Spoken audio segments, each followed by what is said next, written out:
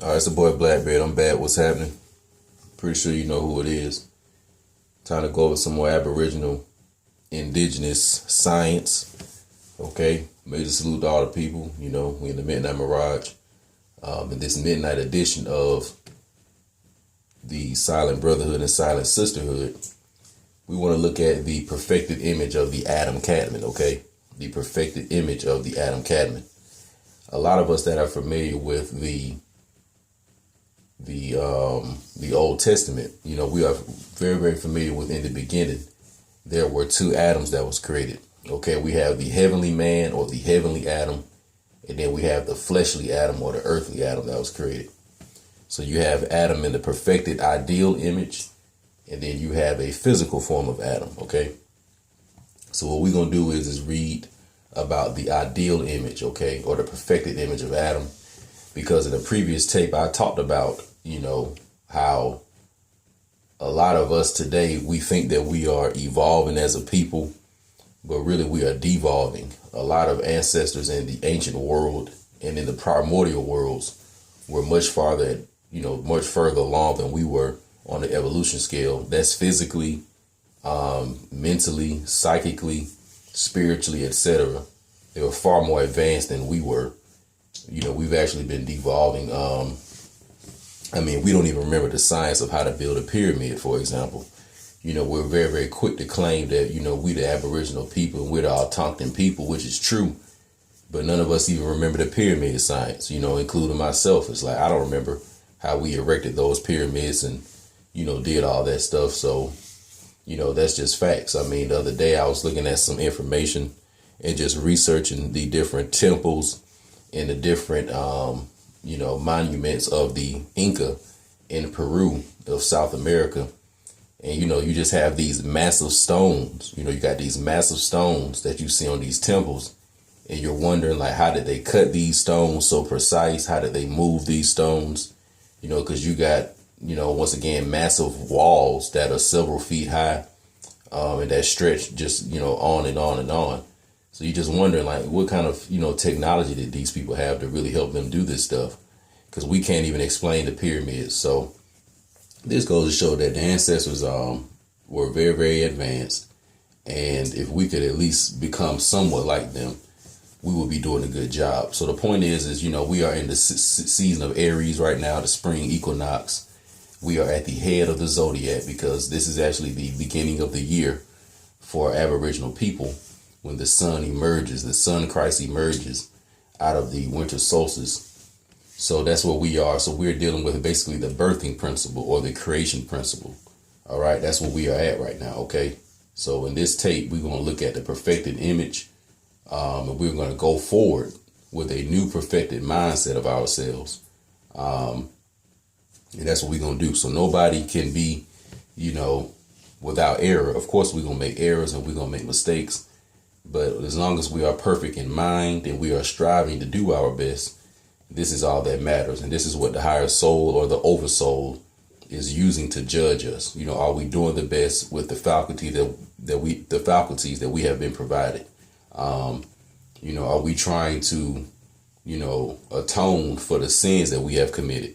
You know, the transgressions that we have committed against ourselves, against other people, and more importantly, against the supernatural, the higher self.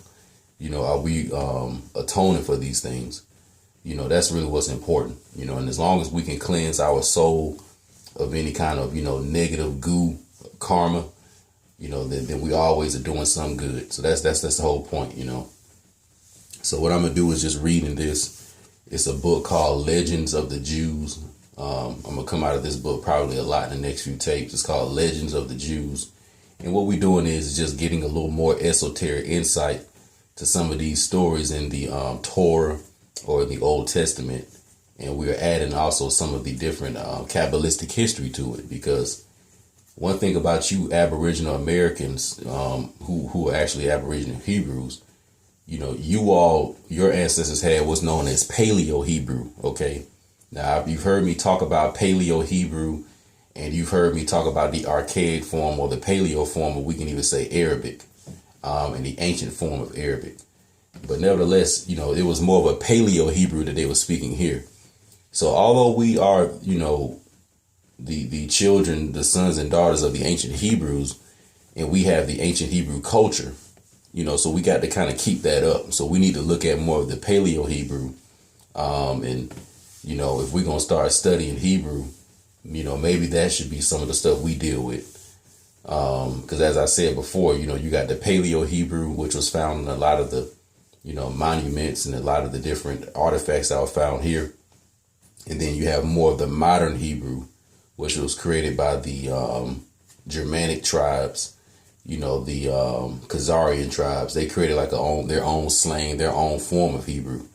So we don't want to speak what they doing, because that's a whole nother frequency that they got going on.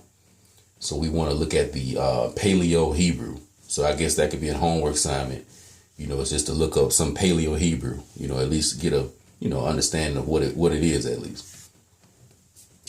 So let me read this, and as usual, we will break some stuff down as we go forward. So we read about the ideal man. Like all creatures formed on the 6 days of creation, Adam came from the hands of the Creator, fully and completely developed. He was not like a child, but like a man of 20 years of age. The dimensions of his body were gigantic, reaching from heaven to earth, or what amounts to the same from east to west. Among later generations of men, there were but few who in measure resembled Adam in his extraordinary size and physical perfections. Samson possessed his strength, Saul his neck, Absalom his hair, Ashahel his fleetness in foot, Uzziah his forehead, Josiah his nostrils, Zechariah his eyes, and Zerubbabel his voice. So what we have here is that Adam, of course, or at least his form manifestation was on the 6th day, but we know that the spirit of Adam, of course, was on the 1st day. But one thing that's very interesting, it says that he was not like a child, but like a man of 20 years. So when Adam was manifested, he didn't grow from a baby into a man. When he was first born or first manifest, he was as a man of 20 years old. Okay. Then it goes on to say that the dimensions of his body were gigantic, reaching from the heavens to the earth. So Adam was not, the typical size of man today. All right. So you remember in the previous tape when I talked about those Aboriginal giants or those Aboriginal terminators and how a lot of them were very, very tall and very, very big. And you all know about that from the different, giant skeletons and things that they've dug up through archaeology. So there was a time and there was a period where man was much bigger than he is today. Okay. And it also says that Adam had extraordinary size and physical perfection. So that means the strength that Samson possessed actually was inherited from Adam. So Samson possessed his strength actually from Adam. Okay. We want to, keep that in mind. Saul possessed his neck from Adam. Zedekiah his eyes from Adam. Zerubbabel his voice from Adam. Josiah his nostrils from Adam. And Uzziah his forehead from Adam. All right. Let's continue. History shows that these physical excellences were no blessings to many of their possessors. They invited the ruin of almost all. Samson's extraordinary strength caused his death. Saul killed himself by cutting his neck with his own sword. While speeding swiftly, Ashahel was pierced by Abner's spear. Absalom was caught up by his hair in an oak, and thus suspended met his death. Uzziah was smitten with leprosy upon his forehead. The darts that killed Josiah entered through his nostrils, and Zedekiah's eyes were blinded.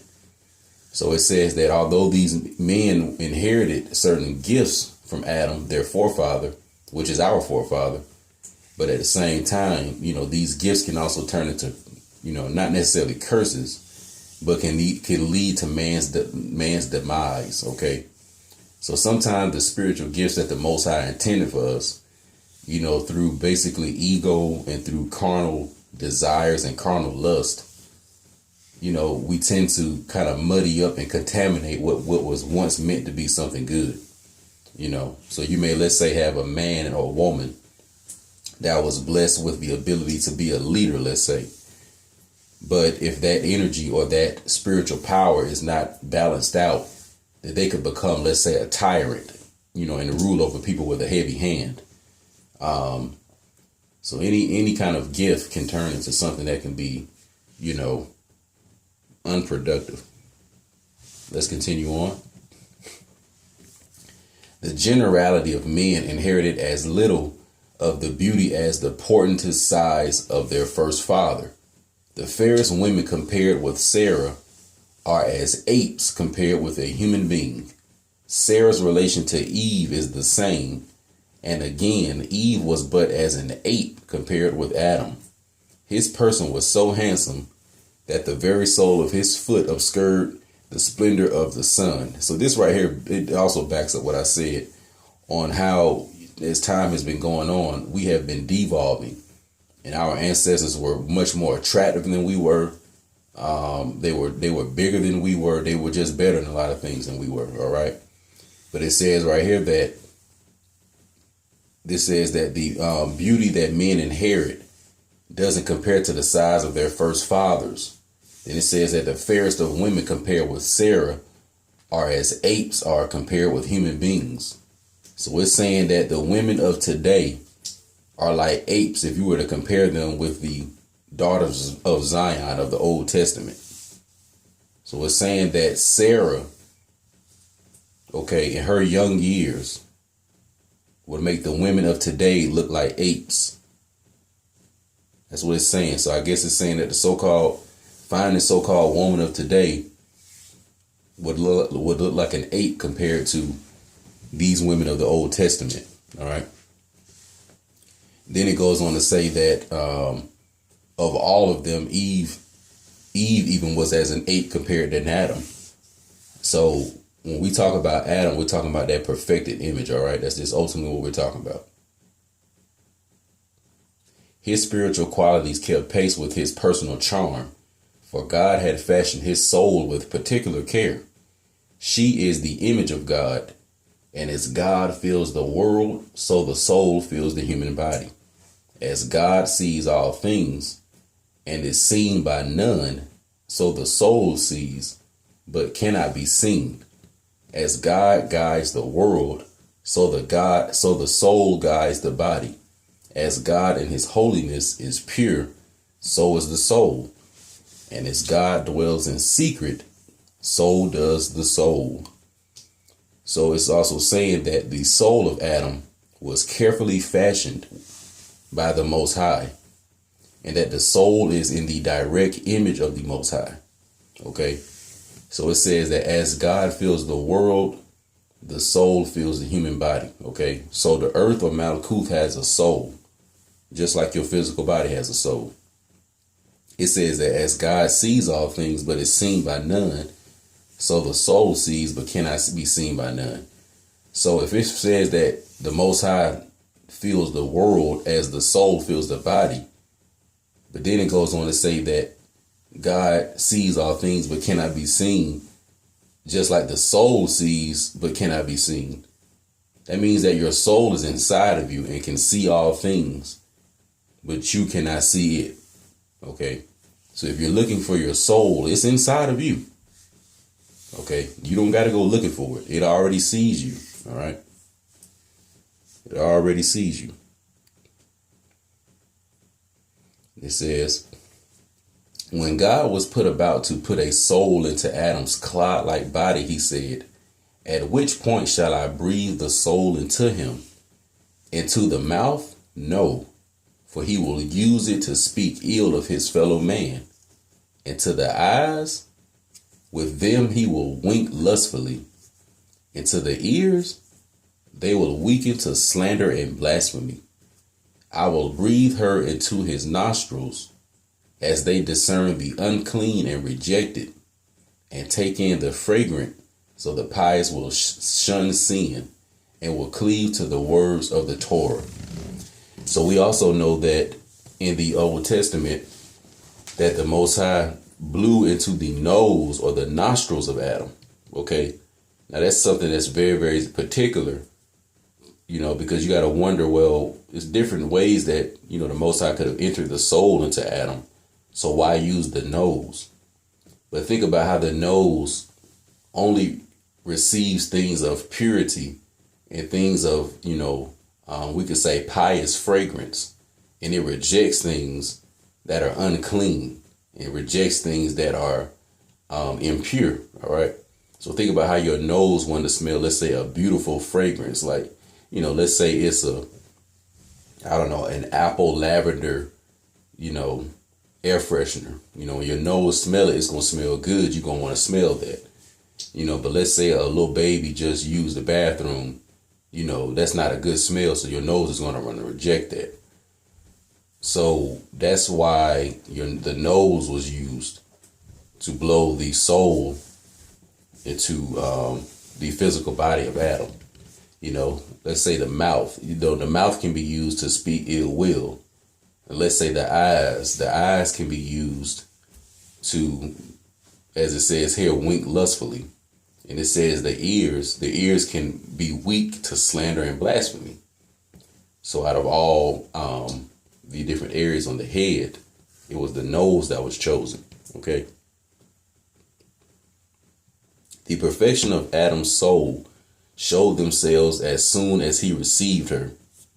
Indeed, while he was still without life, in the hour that intervened between breathing a soul into the first man and his becoming alive, God revealed the whole history of mankind to him. He showed him generation and its leaders, each generation and its prophets, each generation and its teachers, each generation and its scholars, each generation and its statesmen, each generation and its judges, each generation and its pious members, each generation and its average commonplace members, and each generation and its impious members, the tale of their years, the number of their days, the reckoning of their hours, and the measure of their steps, all were made known unto him.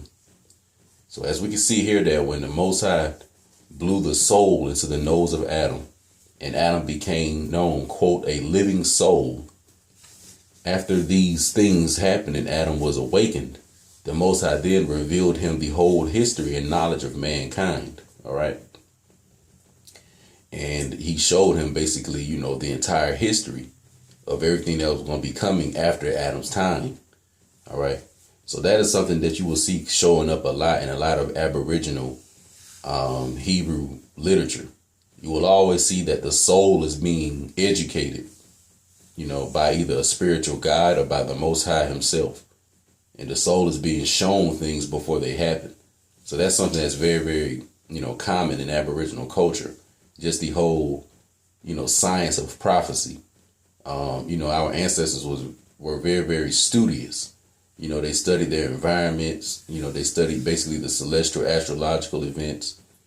They studied natural events, and they even studied supernatural events. So when you have all this science and all this information, this can help you catch on to patterns, and it can help you make good decisions. So in the future, you could yield the fruits and the benefits of your good decisions.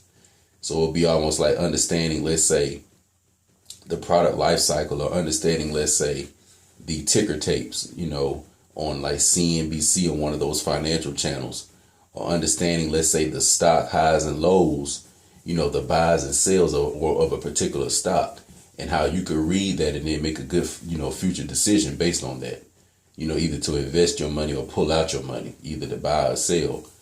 So, and that's kind of what the ancestors had the ability to do, to have a prophetic type of spiritual power. And that's really the only reason why we have a lot of things we have today. All right, so continuing on. Of his own free will, Adam relinquished 70 of his allotted years. His appointed span was to be 1,000 years, one of the Lord's days. But he saw that only a single minute of life was a proportion to the great soul of David, and he made a gift of 70 years to her, reducing his own years to 930 years. So as you can see right here that, when the Most High showed Adam, of course, the entire, history of mankind, Adam already knew about King David. And he saw the greatness of King David's soul. So even in the days of Adam chose to allot certain days of his soul to King David's soul, which wasn't even manifested yet. Okay. So that's another thing. We have certain ancestors that made, certain, let's say, sacrifices for certain people that they see were going to be born at a particular point in time, and they may have made the sacrifice a long time ago when they were physically manifest, or even when they were still in the realm of the spiritual. But nevertheless, that happened. Okay. A physical manifestation of that would be what we know of as the so-called slave history or the prisoner of war history of the American Aboriginal. All right. When you see the picture of them being whipped, when you hear about the hardships that they went through, and you just hear about how their everyday life was, how that just was sun up, sun down. That's all they had to deal with. They were making sacrifices for a future people that had a great soul. Okay. And those future people would be us. So continuing. The wisdom of Adam displayed itself to greatest advantage when he gave names to the animals. It then appeared that God, in combating the arguments of the angels that opposed the creation of man, had spoken well when he insisted that man will possess more wisdom than they themselves. So that's another thing too. When the Most High was coming up with the idea to create Adam, it was some angels that really didn't want that to happen. It was particular Elohim that really didn't want that, But the Most High knew that Adam would be wiser than those Elohim. So when Adam had the ability to name these different animals, this was the revelation and the manifestation of God foreseeing that Adam would be wiser. All right. Now, also, we would sometimes, you'll always see in the Old Testament, when the Most High tells Adam to name the different beasts of the fields and the birds of the air and the different animals of the seas. And what this is showing that Adam had the abilities and he had the control of the different archetypes of Israel, or the different archetypes of the zodiac. Okay. Because when you think about the 12 zodiac signs, don't you notice that they're all animals? And each of the zodiac houses are assigned with certain spiritual powers as well. Okay. So when Adam was told to name these animals, it's almost like, that's a symbol of having, let's say, the control over certain spiritual powers. All right. So Adam had control over those 12 spiritual powers known as the Archetypes of Israel, because the Archetypes of Israel ultimately are solar. They're solar archetypes. All right. Or basically these solar powers of the Most High. So what I'm going to do right now is read about one of the angels, of course, who was jealous. And we know of him as Satan or Iblis. All right. The extraordinary qualities with which Adam was blessed, physical and spiritual as well, aroused the envy of the angels. They attempted to consume him with fire, and he would have perished had not the protecting hand of God rested upon him and established peace between him and the heavenly host. So you got to remember that, Adam was not the first, let's say, living being that the Most High had manifested. So, Adam was not the first man. When Adam was manifested, there had already been worlds before him. There had already been different series of men before him. There had already been different Elohim and angelic hosts before him. So Adam was but a child to these beings. Okay, they had been around before Adam. All right, they just hadn't been put in the position and given the esteem as Adam, and that's what some of them had an issue. Now in literature, this character as Satan, but ultimately Satan is just the shadow of the Most High, or the adversary, or basically the cognitive dissonance of the Most High. Now, what I mean by that is how sometimes you will have an idea of something that it can go one way, But in the subconscious mind or in the back of your mind, you know that it may not work. Okay. So you have what you intend to do, but you also are going to think about what may happen if it doesn't go right. So you know how sometimes you have that voice, let's say if it's a guy want to go get the girl number, you know, of course you want the girl's number, but sometimes you will have that voice in your head that'll say, well, man, what if she got a boyfriend? Or man, or what if she going to laugh at you? Or what if she say no? And that's your own mind saying that. So that is ultimately what the shadow of God or so-called Iblis or Satan really is. It is just God or the Most High somewhat challenging itself. Okay. And you'll see what I mean by that in a minute. In particular, Satan was jealous of the first man, and his evil thoughts finally led him to fall. After Adam had been endowed with a soul, God invited all the angels to come and pay reverence and homage. Satan, the greatest of all the angels in heaven, with 12 wings instead of 6 like all the others, refused to pay heed to the behest of God, saying, quote, "Thou didst create us angels from the splendor of the Shekinah, and now thou dost create us to cast ourselves down before the creature which thou didst fashion out of the dust of the ground." So Satan right here is saying that, you know, the Most High, you created us out of the splendor of the Shekinah, or basically out of the splendor of the Holy Spirit. But now you telling us to bow down to this being that you made out of dirt. So then God answered, "Yet this dust out of the ground has more wisdom and understanding than thou." So what the Most High returned and said is like, yeah, he's made out of dirt, but he got more wisdom than you. So immediately this strikes the ego of so-called Satan. Okay. Then it says, Satan demanded a trial of wit with Adam, and God assented thereto, saying, "I have created beasts, birds, and reptiles. I shall have them all come before thee and before Adam. If thou art able to give thee names, I shall command Adam to show honor unto thee, and thou shalt rest next to the Shekinah of my glory. But if not, and Adam calls them by the names I have assigned to them, then thou wilt be subject to Adam, and he shall have place in my garden and cultivate it." So what we have right here is we have Satan and God coming up with a little deal, or they gonna play a little game with each other. No different than what you read in the book of Job. Now in the book of Job, you have a situation where Satan goes to and fro through the earth, and all the angelic heavenly hosts come before the throne of the Most High. And the Most High asks Satan, well, I know why you're here. Basically, you want to challenge Job, don't you? And then Satan says, yes, I want to challenge him, because basically, you saying that he's your boy and all that, but you keep protecting him. So of course he gonna keep saying he loves you and all that because you protect him. But if you pull your hand away and don't protect him, then I can get him to curse you and prove that he's not who you think he is. So then God says, okay, Satan, well, what I'm going to do is I'm going to let you go and challenge Job. So then he goes and challenges Job. So, a homework assignment would be to go look up the story of Job if you don't know about that. But anyway, that's exactly the same thing that happened between God, Satan, and Adam. So it wasn't like he just ran up and just tried Adam. It was because of his jealousy. But the Most High really kind of tricked him, or at least set him up. He played Satan's own ego against him.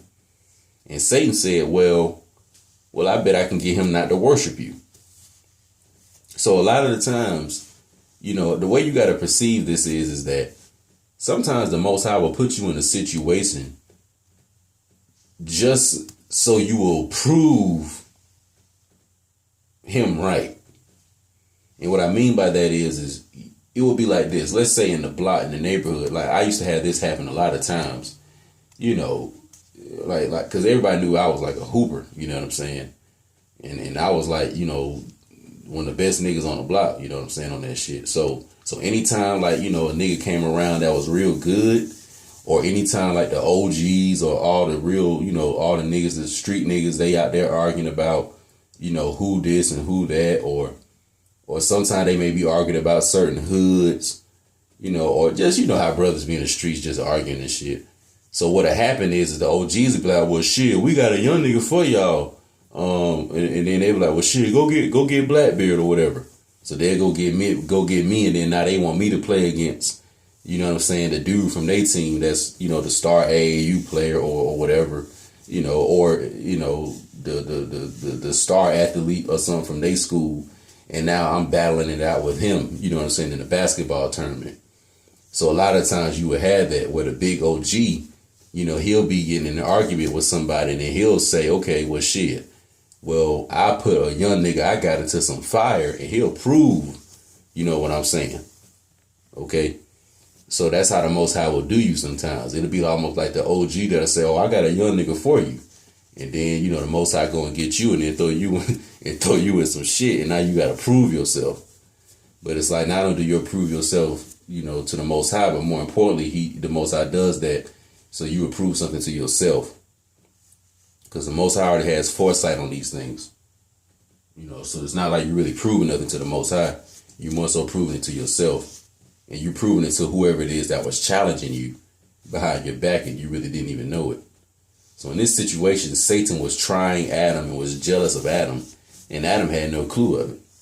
So the Most High said, okay, well, what I'll do is I'll just set Adam up the right way, because I see you trying to shit on him. So I have you go try Adam, and then when you do it, Adam gonna have you look like a fool.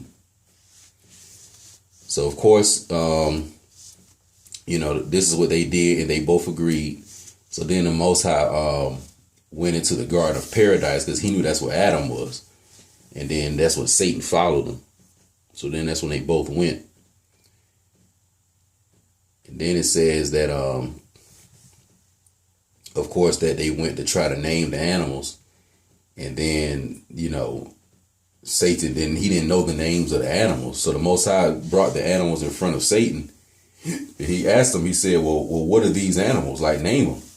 And Satan didn't know. He was just sitting there stuck. So, then he brought Adam out. And then Adam knew all the names. So then the Most High was like, well, you lost the deal. So then Satan got mad, and he didn't want to bow. So then after that, Michael came and said, no, Satan, you got to give adoration to the image of God. But if thou dost not do it, then the Lord will break out in wrath against thee. And Satan replied, if he breaks out in wrath against me, I will exalt my throne above the stars of God, and I will be like the Most High. At once God flung Satan and his host out of the heaven down to earth. And from that moment dates the enmity between Satan and man. So we can see that, Satan and his ego and didn't want to, just correct himself. That's what really caused him to get kicked out of heaven. So it wasn't necessarily that he lost. It was, once again, ego, just pride and ego. So as we can see, it's leading into the fall of Adam, which happens later. And eventually I'll go into woman and her creation. But, the reason that our image of God has been contaminated is because of our ego. It's been our ego. Like, we've always, just cut ourselves off from the higher self just from ego. And the more we can correct that, then the better we can be in, getting closer to where it is we trying to really go. All right. But it's the boy Blackbeard, spring equinox shit. Major salute to the people. I'm out.